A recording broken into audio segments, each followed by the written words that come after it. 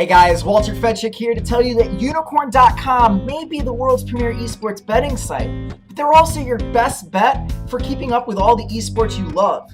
With their site's newest update, they've reinvented their Live Now system and created a TV guide style layout to find out when your favorite teams will be playing next. And if that isn't simple enough, they've even added a search bar to help filter it down even further. And you know, even if you aren't a gambling fan, Unicorn's newest update is a must-have for any esports fan.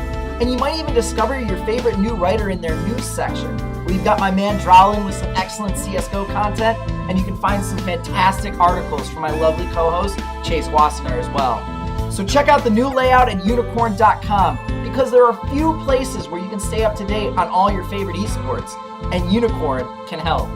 Unicorn.com. Welcome to the new Sportsbook.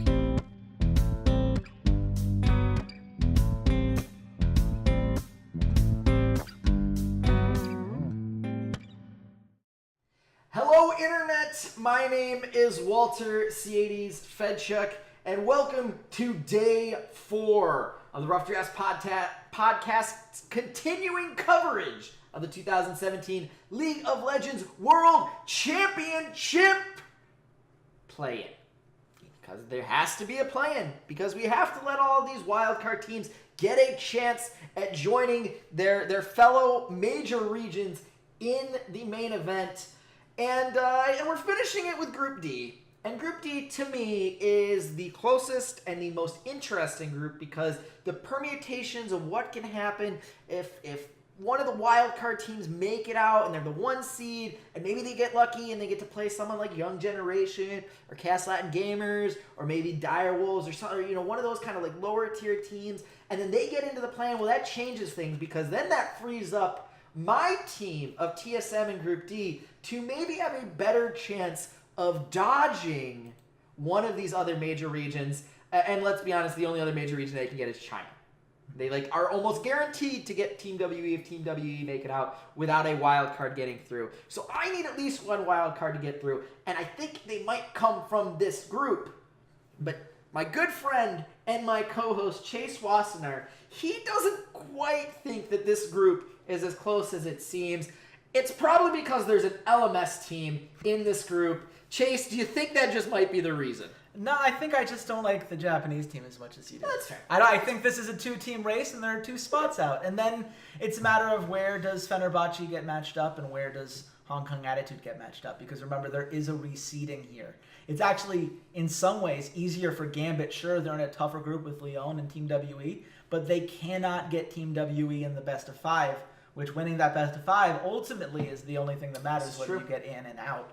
You know, being a 1 seed or 2 seed from your group, not nearly as relevant. But look, I think we do have 2 very good teams here, and we certainly have a third team that wants to earn their way into that wants to believe that they can handle that kind of pressure and that they can make an impact on the stage. And that's something that's going to be interesting to see. I think that there's certainly enough here to really, grab into and really enjoy. I think it's going to be a interesting group to watch, but go back and forth, especially because I do think that the top 2 teams in this group are very close. I agree with you on that. As much as I love my LMS guys, and I'll make my reasoning as to why I think they do take the group ultimately in the end a little bit later. But for now, just know it is a very close group, and it's going to be fun to see how those 2 fight for that number 1 spot.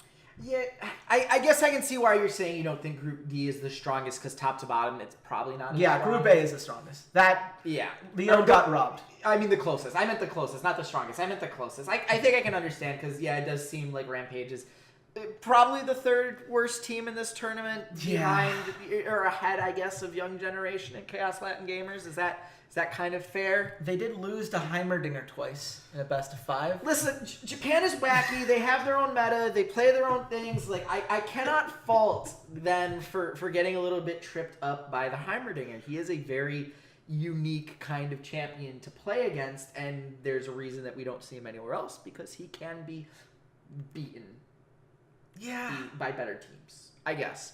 But why are Rampage here over their cohorts in Japan, Detonation, Focus Me? Why are we seeing Rampage on this stage as opposed to another Japanese team? I think the first thing you have to keep in mind is that Dara is a interesting support. I think he and Tussle are the two Korean imports that they have on this team, and there's a reason that they are on this team. Very much the Lulu that Dara played in Game 5 was incredibly important, and I think that in general, Rampage is a team that plays so much better when they can get their 80 carry Yutori Moyosa ahead. Moyasi? Yeah, Moyasi is probably the better pronunciation of that. Sorry, Japan, I'm doing my best, I swear. But yeah, I think they really operate so much better when they can get that 80 carry going, and when Dara does well, it really works out. Game 3, it was the first pick Rakan that really got the Tristana going, and suddenly Yutori could really pop off and grab them that win. So that's something we've seen them do quite a bit. Tussle has the ability to make some big plays and big moments. We saw a Baron steal in Game 5, the ultimate deciding game, that really did a lot in order to ensure that they could come back in there and end up ultimately coming on top in this series. And Ramune is still really good at champions like Talia that roam well. Roaming mid laners are kind of his thing, and he's very good at them. And it's nice to kind of see that kind of play, because that's when I talked yesterday about how I don't think anyone in Group C could keep up with Fnatic. I feel like Rampage at least do have enough understanding of how a map works and where you need to be in order to take certain towers that it keeps them from being completely outplayed and overpowered, I think. They're not this isn't going to be a team that gets rolled over in 20 minutes, I guess is the way I would put it. Fair enough, but why will this team get rolled over in 20 minutes? Because everything else about this team is just not very good. First of all, very much a team that is set in their ways in terms of their pick and ban. We saw a lot of the same patterns over and over again, and not necessarily done very well. The Thresh that Dara played got caught out so much in Game 4. In general, he can, as much as he helps him lane, his attempt to get vision across the rest of the map tends to backfire. Ramune, as good as he is out of lane, not very good in it. Constantly got bullied out, and some of that's going up against things like Heimerdinger, but he lost lane to that Ziggs too. He's lost lane to basically everything that Dead Nation Focus Me was throwing at them. So that's not ideal. I think that Tussle's champion pool is not ideal. Their pick and ban is weird at times. In the Game 1, they gave away Xayah and Rakan for free. That was a thing that happened. And Evie is not very good at League of Legends. As just a top laner, he's incredibly mediocre. I feel like he doesn't have the kind of playmaking potential you would want. And ultimately, that leaves this team that doesn't have that guy that you just look at and yeah, he's going to take over a game. He knows what to do in this big moment. They can get overpowered. In Game 1, they got crushed because they weren't able to handle that Baron at the 27-minute mark. They had no dragon control in almost any of these games. They really struggled to put together those kinds of pieces. And so they were able to pull it off against Dead Nation Focus Me because Dead Nation Focus Me wasn't really any better at accelerating the game and getting to that win condition right away. And if you get kind of caught in the mud with them, Yutori can have a couple of good pop-off moments. Tussle can have that nice Baron steal. Dara can have, a really nice Lulu fight where the Ardent Censor, I think, really, he utilizes a lot of champions that use that well. But I just don't see it in terms of a five-man team coming together and operating as a single mind, especially in the early game. Their early game is bad. Just straight up, none of these guys are good laners. And I think that that's ultimately what's going to be what punishes them most, because they're going to go up against two teams that do have strong players and key laning threats that are going to push them forward, and Rampage just doesn't. Well, and the next team we're going to talk about has two Korean imports of their own, and they are much better than Tussle and Dara. They have some major region pedigree behind them. And Chase, I know we made jokes on the last podcast about Jisoo almost making it to Worlds. And, game away, ha, ha, ha, 3 match points, yada, yada, yada. But I think hell may have frozen over because Move is playing at Worlds. Move has actually made it to Worlds. Man, we're really just going to slag him off now, huh?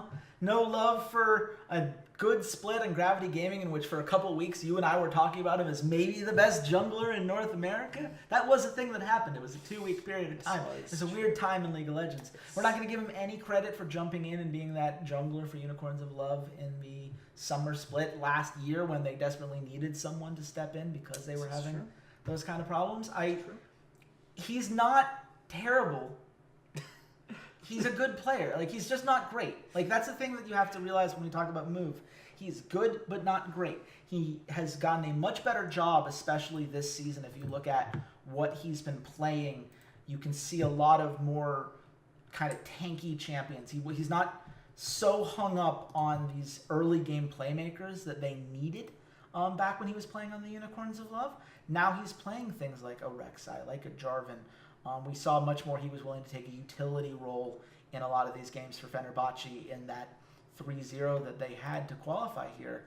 And that's what they need from him. And when they can get that from him and they can get enough consistency from the side lanes, Thaldrin, this guy who you've heard his name several times because he's been on each of the Turkish teams that has had any real clout behind them over the last couple of years. He was on Besiktas back when they won the MSI wildcard. He was on Supermassive when he did the same last year. He's fine. If he's consistent and isn't losing you the game, things are going to go pretty well. And Padden and Japone are... You're really skirting around the real superstar. No, I'm getting all the negative out of the way because now I get to talk about Frozen, and Frozen is so good. Oh boy, I love him so much. Really Frozen. Good. I love watching him play. He's just, his Talia is just gold. He's able to play that champion as well as just about anybody. His Aurelion Soul, he joins the small list of people that actually know how to play Aurelion Soul. I think he's the only guy at Worlds. Oh, Caps. Caps, yeah. Caps. Both of them are in the play-in stage. Yes. Maybe they play against each other in the best of 5. That'd be awful. That would be... No, that'd be awful. It'd be a fun series. It'd be a fun series, but I want them both to make it to group. This is that is fair. And Frozen is the kind of guy that you can't help but want to see succeed because he is such a fun player, such a great roaming player.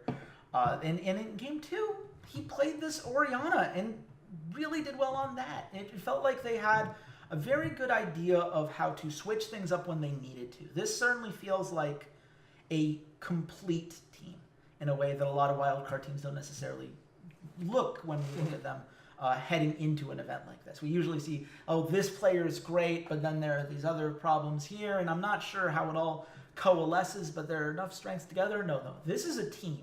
Yes. This is a full-on 5-man unit that operates like one. And would be, if they were in Europe, I think that they would be threatening to qualify for Worlds out of that region. I think they're very good. I'm struggling to say great, and that's because I have to bring up that Thaldrin has looked terrible when he gets put on an actual international stage, and Padden and Japone are not considered to be great for their region. I'm not sure they're even very good in the bot lane. I think their goal is just to not lose and let that top half of the map really come forward. But if Thaldrin plays the way that he can within Turkey and finally kind of gets over some of the nerves that I think have torn him apart in the past, and Move can be that consistent playmaker and really make sure that the rest of his offense gets going when they need to, especially in those solo lanes. And Frozen just gets to do Frozen things. Frozen has the ability to be the best player on the Rift against, maybe everyone not named Cloud9, World Elite, Fnatic, and World Elite? Probably. And even against Fnatic, I think it's in play. Oh, that's disrespectful to Reckless. Reckless is great. I think they could tie. I think Frozen's really good. Frozen, this is one of those, I always like to play the game. Are they bad or are they just on IM? Frozen was just on IM for such a long time, and then it became Longzhu, and he was the best part of a Longzhu team that never got enough credit and never really was able to put things together behind him. But this guy does have a real pedigree behind him, and I don't think he's lost a step in terms of his work ethic. So I'm willing to go to bat on Frozen with that. And if he can reach that kind of like reckless level, like that would be enough, I think, to get Fenerbahçe into the World Championship, the main event. That's what they're going to need him to be, and I think he has the potential to get there. It's just a matter of whether the rest of his teammates are going to hold on long enough for him to be that guy, and that's the concern that I have for them and why I have them number 2 right now. In this So I get all your concerns with them. I get it. Mm-hmm. This is really where I got to lean on you being the LMS expert, because this is the first time that we're getting a third LMS team. And Chase, was this the one everyone was expecting? No. Not even a little bit. I can't even bluff that.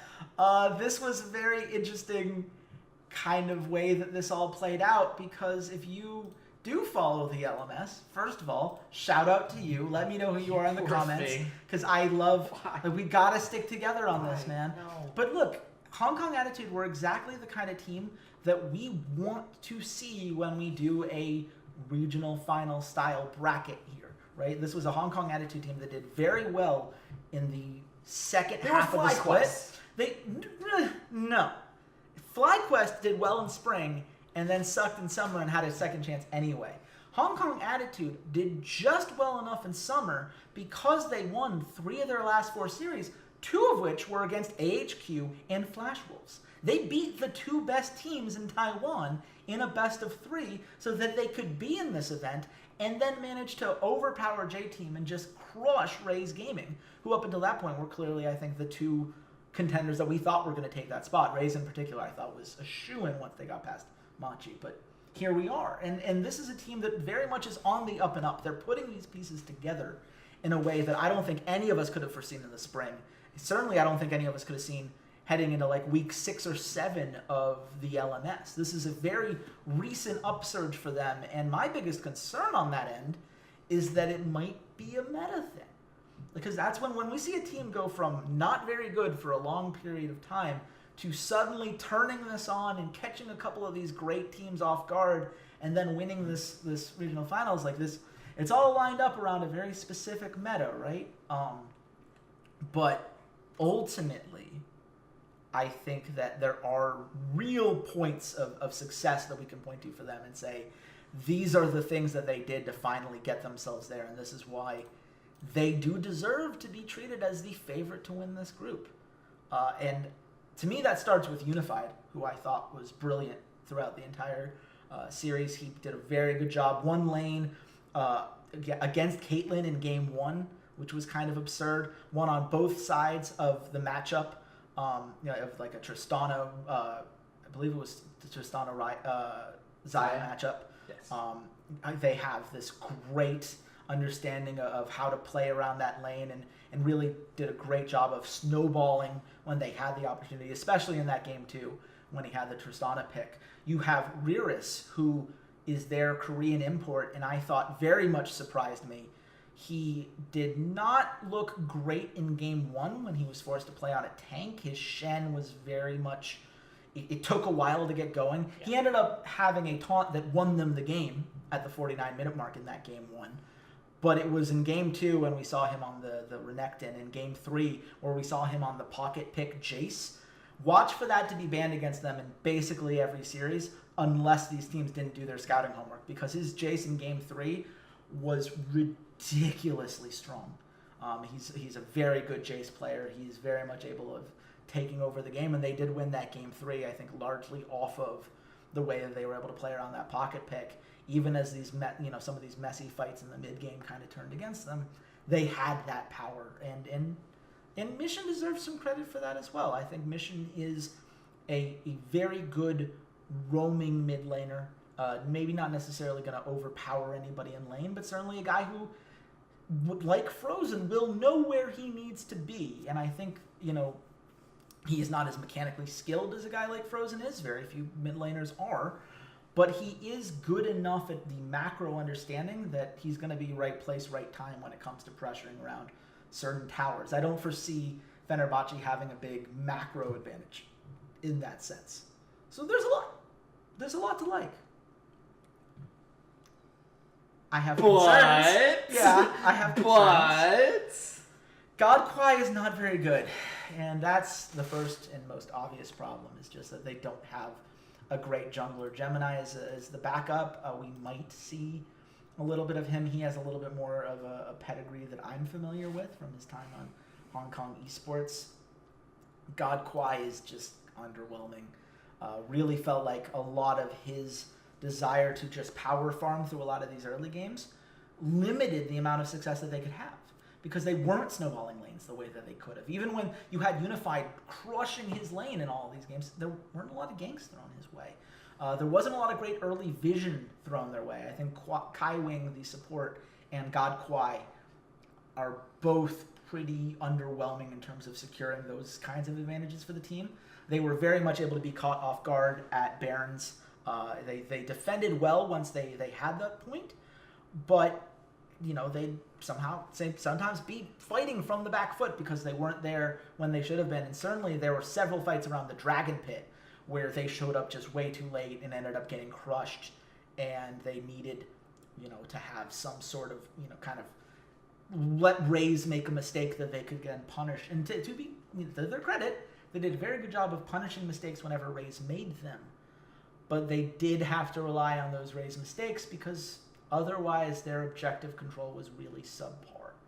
So there's a lot of things that I like about this team. I do think that they're slightly more cohesive as a whole to me, just because I don't think there are as many question marks. I think everyone on Fenerbahçe that isn't a Korean is a kind of a question mark to me, how they're going to perform on this stage. I am a little bit more confident in the good players of Hong Kong Attitude, but I mean, it's going to come down to whether they can shore up a lot of those mistakes, the warding problems, the early game just being so passive. I think those are the things that are going to come back to haunt them. And if we're looking at Group D and we're like, oh man, Hong Kong Attitude just kind of shit the bed here, like that's going to be why. So when we come down to it, it does seem like this is the 1-2 matchup that is probably the hardest to pin down, the hardest to predict. I don't want to put words in your mouth. I do want you to give both sides of which way you think it's going to go. It does feel like, to me, it comes back down to the Dire Wolves versus Team 1 argument that we had back in the Group B podcast of you favor a little bit more consistency across the board, and you think like the second, third, and fourth best players in this series are probably Hong Kong Attitude players, where I value I trust Frozen to be that guy that's going to make a big shot for me when I need it. Man, Frozen's really good. So here I want to say, why do you think Hong Kong Attitude beat Fenerbahçe, or why do you think Fenerbahçe lose to Hong Kong Attitude? You can look at it either way, but why does, at the end of the day, Hong Kong Attitude come out as the 1 seed? So if Hong Kong Attitude is going to beat Fenerbahçe, it's going to be because their side lanes, are better. Okay. I think that Ruris showed a little bit more to me than Thaldren did in terms of his ability to carry in a game when they give him a champion in which they, hey, just win lane and kind of do your bullying. Mm-hmm. He was proxy farming on Renekton at 9 minutes in game 2 against Raze Gaming. Like, he's very much able to do so self-sufficiently, which I think is huge, because Thaldren, when he had his couple good moments, like, he needed help to get there.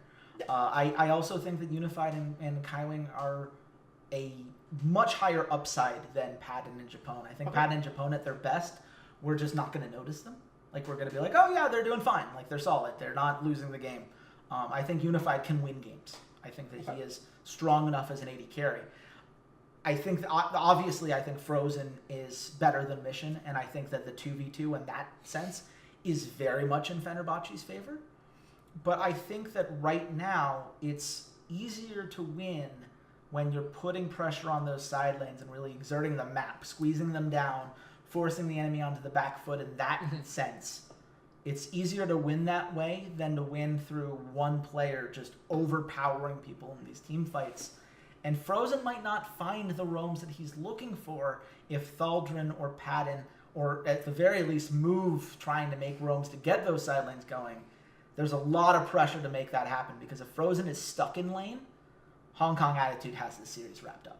That's really what it comes down to, is can Move open up enough of the rest of the map that Frozen can come over and they can have those 3-man dives and take a tower out of it and have them setting the pace. And I think it's more likely that the rest of those side lanes struggle for Fenerbahçe. But to be clear, it's like 55%, 45%, honestly. Okay. I think it's incredibly close. I would not be surprised if Fenerbahçe took it. And if they did, it's going to be because they have the better 2v2. And if Thaldrum plays the way that I think he can play on the big stage, then maybe they have a stronger 2v2 in the top lane as well. Maybe Riris can be banned out. Ban that Jace away from him. Force him to play the Renekton or the Jax or something like that, and trust that with Move's help, if you can control the top lane, I think this is Fenerbahçe's series to lose. Because then you have 2 lanes you can work through rather than one. It really seems like getting Thaldrum on something, a Shen in particular, having double teleports, or Maokai, or something in that kind of vein where you give him a little bit of a help and allow him to play on the front foot in terms of teleporting, being proactive, along with Frozen's roaming. Mm-hmm. Does seem like that is the way for Fenerbahçe to win. This does seem very much like a level 3, level 4 gank top, make Riris use his teleport to get back to lane. Thaldrum loses 1 or 2 CS so he can walk up, but he has a teleport to do the 5-man TSM tower dive bottom in 6 minutes. Like, that really seems kind of how Fenerbahçe is going to want to play the game, and it will come down to how well Hong Kong Attitude is able to kind of sidestep these types of things and get to a point where it's like, no, let's really do 5v5, because as good as Frozen is, I wouldn't say that the teamfight aspect is the absolute strongest part of his kit. I'd say that might be the second strongest part of his kit, and like the one-on-one, I'm stuck in lane having to farm. Just again, it's just mano-a-mano is probably the weakest part. Mm-hmm. But it still is, at least we get him away from this sort of roaming and taking a gold lead and doing everything around the map. Mm-hmm. At the end of the day, this feels like it's going to come down to a best of 3 series between Hong Kong Attitude and Fenerbahçe. And I apologize to all of the Japanese fans, all the Rampage fans out there. We don't want to just be completely dismissive. But we haven't seen a whole lot that makes us feel like they are really here to upset anyone. Rampage feels like a worse version of Fenerbahçe, almost across the board. Roaming mid laner, jungler that can make plays but isn't like a huge carry threat in his own right. Bot lane, the difference is I think that that Yutori actually has a little bit more playmaking potential when things are going well for Rampage. But fair enough. But they also have Fenerbahçe is a better top laner. But in the sense of the 2v2 in the mid lane, I feel like Rampage is just a worse version of what Fenerbahçe is going to be up to. Well, let's go to Unicorn. Let's see what Unicorn has to say, Chase, because good. You have some lines for Group D, and then I think we also should go over the lines from Group C since we forgot them yesterday. Yeah. A little forgettable, but So let's start with Group D though. What are the lines that we're seeing? Because remember, it is Unicorn has given us 1 line for both games. That for example, Rampage versus Hong Kong Attitude, they're gonna have the same line today for both games, and then maybe once they start playing, the lines will adjust a little bit. Yeah. But I'm very, very interested in the Hong Kong Attitude versus Fenerbahçe line. Yeah, well, let's end with that one. Let's start with Fenerbahçe versus Rampage. Yes. This is a lot closer than I was expecting it to be, buddy. Because this is Fenerbahçe minus 200 over Rampage at plus 150. Okay. To put that in perspective, Chaos Latin Gamers are minus 200 over Young Generation at plus 150. Okay. So it's a little... I'm actually surprised it's as low as it is because I think Fenerbahçe's a tier above where they're putting Rampage. But that's fine. Here's where it gets interesting. Hong Kong Attitude over Rampage, minus 323. So Rampage is at plus 230. That is the lowest by far when you look at these groups in terms of the line between the best team in the group and what we believe is going to be the weakest team in the group. It's the only one that is below 1,000 of those, right? Interesting. This is really just faith in Hong Kong Attitude as a super hard threat to just crush people. For the second series of it, this is also, of course, much closer than we've seen in the other groups. Hong Kong Attitude minus 227 over Fenerbahçe at plus 170. That's it. Yeah.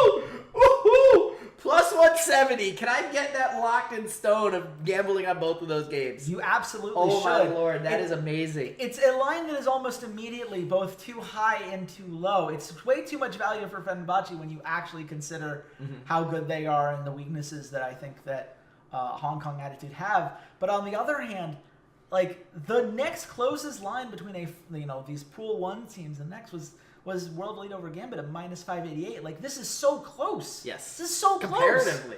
And yet it still feels like Fenerbahçe is getting too little credit. Like plus absolutely, is great. Yeah, that's great for us gamblers. And just so you guys know, if you take Fenerbahçe over Rampage both games, that's plus 125.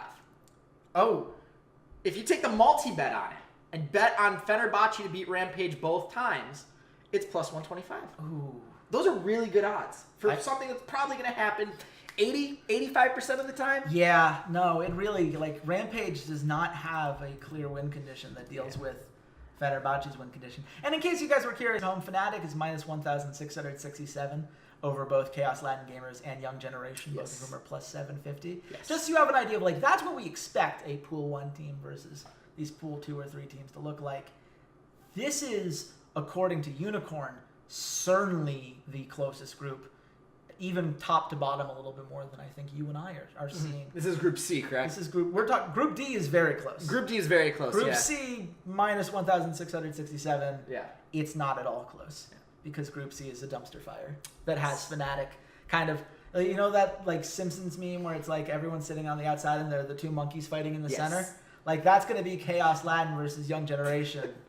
And like the rest of the teams that this play in are going to be on the center there, and then outside are like the 12 teams that are already in the main event. They're like the Olympians. They're like Zeus and Hera all watching. Oh, look at all the humans laughing at all the little animals fighting each other. Exactly They're the right. Same thing. This is great. This is hilarious. Absolutely. The only problem is I don't think SKT go around and have nuptials with all the mortals. I mean, are you sure? Because if Faker it is Faker, right? That is a charisma that is hard to match. He's a robot. No. Oh, come on. Really? Are we doing this? Now you know we've gone completely off base when we're comparing SKT. We're comparing SKT to Zeus. But that being said, that was Group D. We have made it through all 4 play-in groups. Yeah. We've done it. We've gotten the first stage of the World Championship out of the way. We've talked about 12 teams here that are all vying for 4 spots, essentially. Yep. In the World Championship main event to be matched up against some of the best rosters that the world have to offer, and Gigabyte Marines, because they made it into the main event because they lost a best-of-7 series against TSM, and I'm just getting it out of the way of reminding everyone of it, so I don't have to listen to Freak say it when they constantly bring up Gigabyte Marines' successes, because I like to mute Freak. I don't like to listen to Freak. But if you like to listen to us, go ahead and hit the subscribe button on whatever channel, media player, whatever you're doing to watch or listen to the podcast, whether it is YouTube, iTunes, SoundCloud, Stitcher, wherever you're finding it. Go ahead and give us a subscribe and a like. Be sure to follow the Twitter page at Rough Drafts Pod, and also join us on our Discord channel because we have more VODs to watch. Chase and I have brought up that we did VOD review for all of these wildcard regions that, let's be real honest to everyone, I don't know if either of us watched a game of any of these regions during the regular season outside maybe Oceania. I mean, did you watch any? You watched a couple LMS games, right? LMS is not a wild card region. Oh, okay, wild card region. Yeah, I mean, okay. I like a Brazil game every now and then. Yeah. I keep tabs on Turkey because I used to work there. I know some of those guys. Yeah, but right now we're in the middle of watching the major region VODs. We've been watching Korea and China and catching up on all these other regions, really watching a lot more games. So when we start these team-by-team previews that are coming up in just a couple of days, we can really give you the skinny of why we think SKT are going to win a world championship, why we think that Longzhu are going to win a world championship, why we think Immortals are going to win a world championship. Can't even be serious Nah. about it. But stay tuned to the channel. Hop in the Discord to join us to watch all of those games. Follow me on Twitter. I'm at Ceades_LOL. Chase, where can the good folks at home find you? You can find me at RedShirtKing. I love talking to you guys. I do read everything you say in the comments section, for better and for worse. And I love getting to keep that conversation going. So please, let's keep that up, and let's keep following all of the other lovely things that Walter and I do. We both work for Unicorn now, at UnicornCO on Twitter. That's where you're going to find all of the articles that I'm working on, as well as information about events that Walter and I work for, all that fun stuff. And since I help run the social media team during the North American hours, you should come say hi, because then I get to talk to you guys and consider it part of my job. So that works out great as well. Thank you guys so much for listening. Thank you for powering through things like that Group C that we all have to power through. We might be back for the best of 5 previews, right, for that bracket stage, as time allows. But at the very least, we have a very fun project coming our way, right? It's time to get ready for some of these team-by-team previews. I'm really, this is my favorite part of the year. Yeah. Team-by-team breakdowns, whether it's just for the LCS regions or whether it is for the World Championship regions. I think one of my favorite ones last year was Albus Knox. Yeah. In all honesty, any excuse to watch Russian League of Legends is probably a good one. And hopefully, after this plan, maybe we get to do one on Gambit. Maybe I spend about 25 minutes gushing about Diamond Procs like I didn't already do that in the Group A episode of this. But until then, goodbye, Internet. You can follow the Rough Drafts Podcast on all your favorite social media sites. Twitter, @RoughDraftsPod, Facebook.com/RoughDraftsPod, SoundCloud.com/esportsroughdrafts, YouTube.com/RoughDraftspodcast, as well as on iTunes by searching for the Rough Drafts Podcast. The Rough Drafts Podcast is supported by our lovely Patreons at patreon.com/RoughDraftsPod and by viewers like you. Thanks for listening, and goodbye, Internet.